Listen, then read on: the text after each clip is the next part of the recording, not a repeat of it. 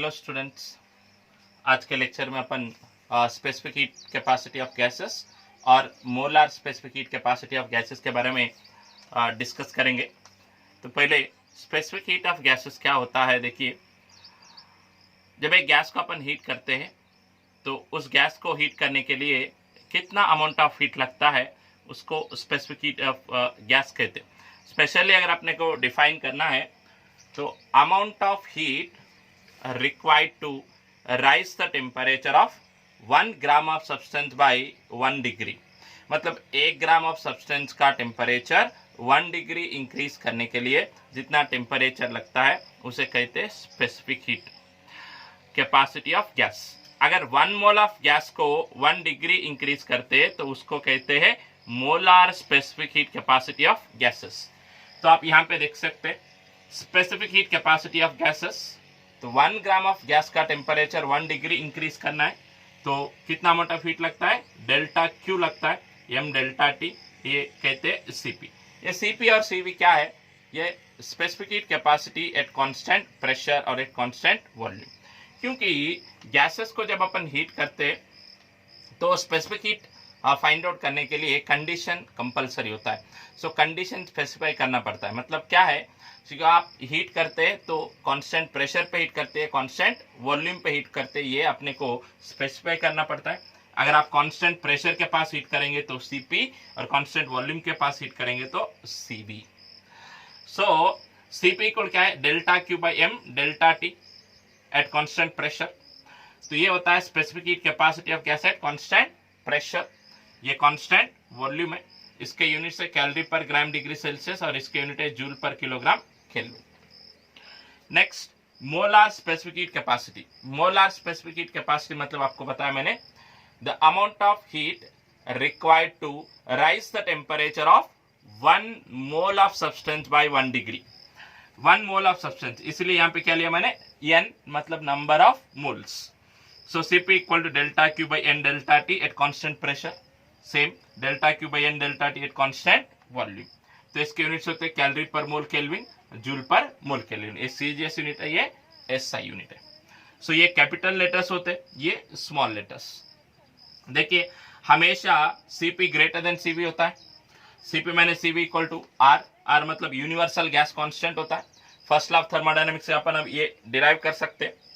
Next देखिए, CP by CV क्या होता है, गामा। गामा मतलब एडियाबेटिक कांस्टेंट, ये ऑलरेडी अपन डिस्कस किए केटीजी में। फिर से एक बार, CV equal to F by two R, CP equal to 1 plus F by two R और gamma equal CP by CV. ये सब मोलार स्पेसिफिक हीट कैपेसिटीज है।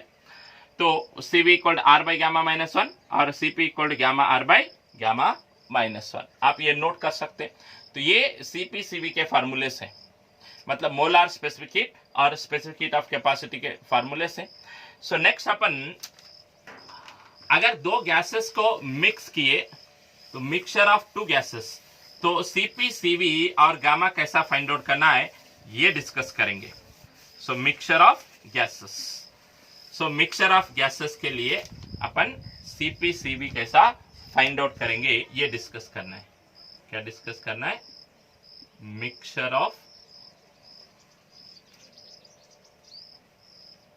गैसेस। मिक्सचर ऑफ गैसेस के लिए सीपी सीवी और गामा कैसा find out करना है ये डिस्कस करेंगे। देखिए, दो गैसेस हैं, दे have a number of moles N1 and N2, molecular weights M1 और M2। तब ये दोनों को मिक्स करेंगे तो उसका कंपोजिशन बदलता है, तो मॉलिक्यूलर वेट भी बदल जाता है। तो molecular weight of mixture of gases will be N1 M1 plus N2 M2 by N1 plus N2। ये मिक्सचर ऑफ गैसेस का मॉलिक्यूलर वेट होता है। तो सीपी सीवी भी बदल जाता है। तो CV of mixture of gases, देखिए ये N1 है, ऐसा मानते हैं कि C1 is the molar specific heat capacity at constant volume. तो ऐसा लिख सकते हैं आप, CV1 plus N2 CV2 by N1 plus N2। ये CP of mix is equal to क्या लिखते हैं अपन, CV of mix plus R, or gamma is equal to Cp of mix by Cv of mixture of gases. लेकिन जब gases को अपन mix करेंगे तो उसका इंटरनल एनर्जी क्या होता है, ऐड होता है sir. U is equal to U1 plus U2 plus and so on. तो तब ये गामा यहाँ से फाइंड आउट करने के लिए Cp मिक्स और Cv मिक्स दो फाइंड आउट करना पड़ता है. तो इससे सिंपली अपन डायरेक्ट एक फार्मूला होता है गामा फाइंड आउट करने के लिए, मिक्सचर ऑफ गैसेस का गामा फाइंड आउट करने के लिए डायरेक्ट एक फार्मूला होता है. वो फार्मूला आपको लिखता हूँ मैंने, इस इक्वेशन से डिराइव कर सकते हैं. U equal to U1 plus U2, ये इक्वेशन इससे डिराइव कर सकते हैं. तो वो फार्मूला क्या आता है देखो, N1 plus N2 by gamma minus 1, ये मिक्सचर ऑफ गैसेस का is equal to N1 by gamma 1 minus 1 plus N2 by gamma 2 minus 1 plus and so on. मतलब ये पहला गैस है नंबर ऑफ मोल्स N1, वो दूसरा गैस है number of moles N2. तो पहला गैस का गामा है गामा 1, दूसरे का गामा 2, मिक्सर का गामा है, तीसरे का गामा 3, ऐसा सो ऑन. तो यहाँ पे N1 plus N2 by gamma minus 1 equal to N1 by gamma 1 minus 1 plus N2 by gamma minus 1 and so on.